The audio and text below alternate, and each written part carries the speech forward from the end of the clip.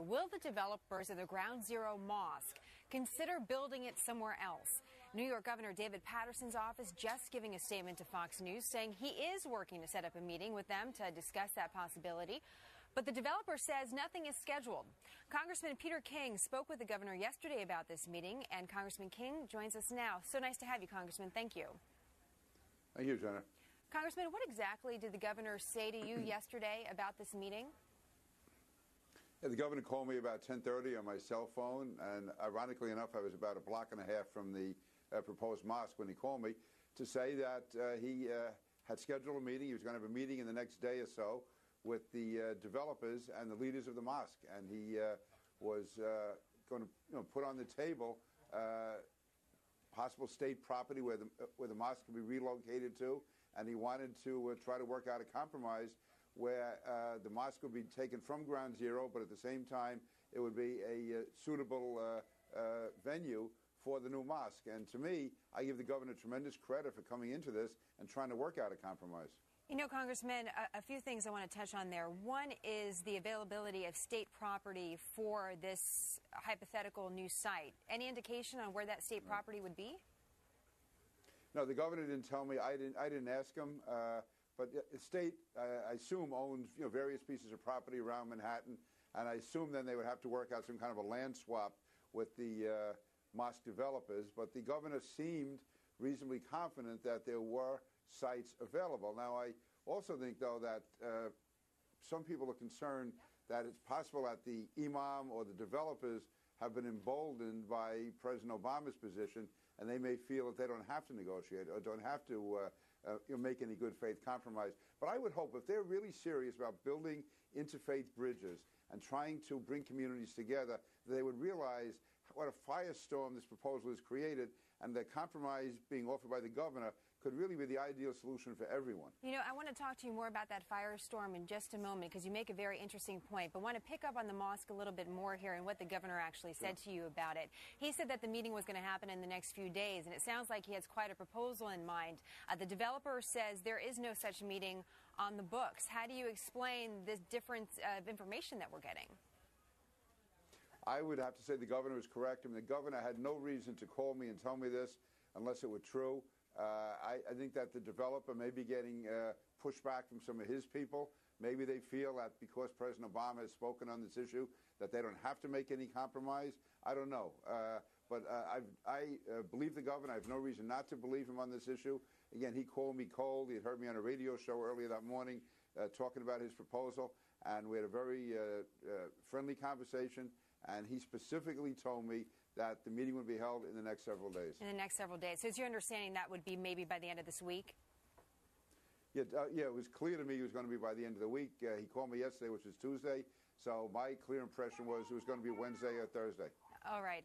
Well, we're going to continue to watch that. Again, we have some differing information coming from the developers. The imam, in fact, is out of the country. But as you said, this is what the governor said to you, and there's no reason not to believe that unless, something else is happening. So we're going to leave it there, at least on the mosque issue. I want to pick up on the political firestorm that you mentioned.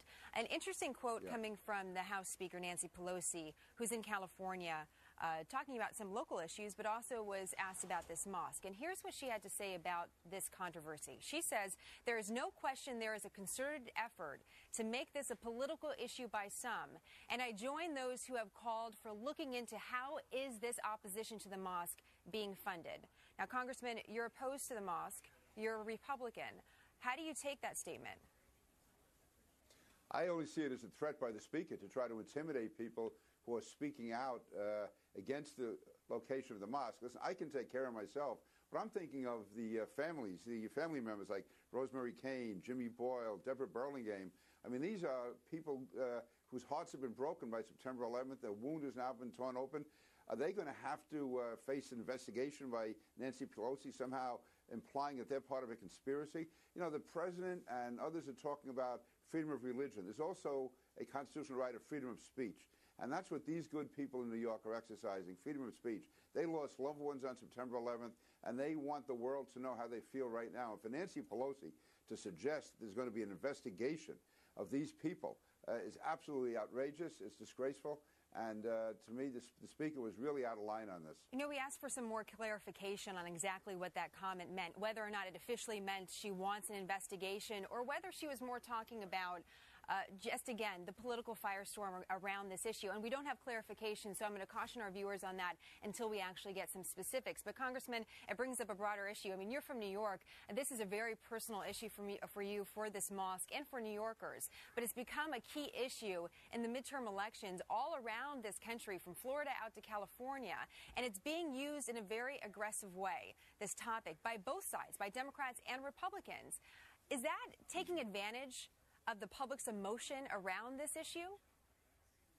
The president has made it a national issue, but I would caution everyone, Democrats and Republicans, to be very careful, very sensitive in how you address it. For instance, I think it was wrong for Newt Gingrich to use the term Nazi in talking about this mosque, or making a Nazi comparison.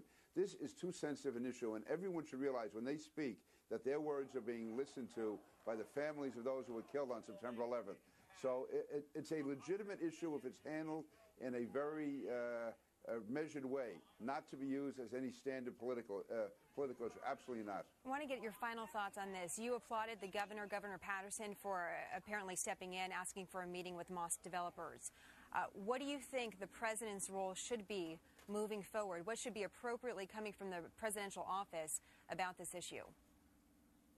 Well, the president missed a real opportunity last Friday and Saturday when first he seemed to unequivocally support the mosque and then walk back the next day and say that he was only supporting the right to have a mosque, which everyone else agrees with him on. The president's opportunity here would be to make this a teachable moment where he could say to the Muslim leaders, you do have the right to build a mosque, but you also have the responsibility to listen to what these families are saying. Let's try to work out a compromise if we can. That would have been the right thing for the president to say. And he did say that he's not vouching for the wisdom of the project. Having said that, then it was, I think, incumbent upon him to try to find a way to resolve it, or at least urge the Muslim leaders to listen, and listen carefully to the legitimate objections of so many good people whose hearts have been broken by this and are being broken again by this conflict over the mosque. And also, I could just say with Nancy Pelosi, you know, maybe she should also talk to Harry Reid and other Democrats who are now also opposed to the mosque being built where it is. That was just a wrong statement by her.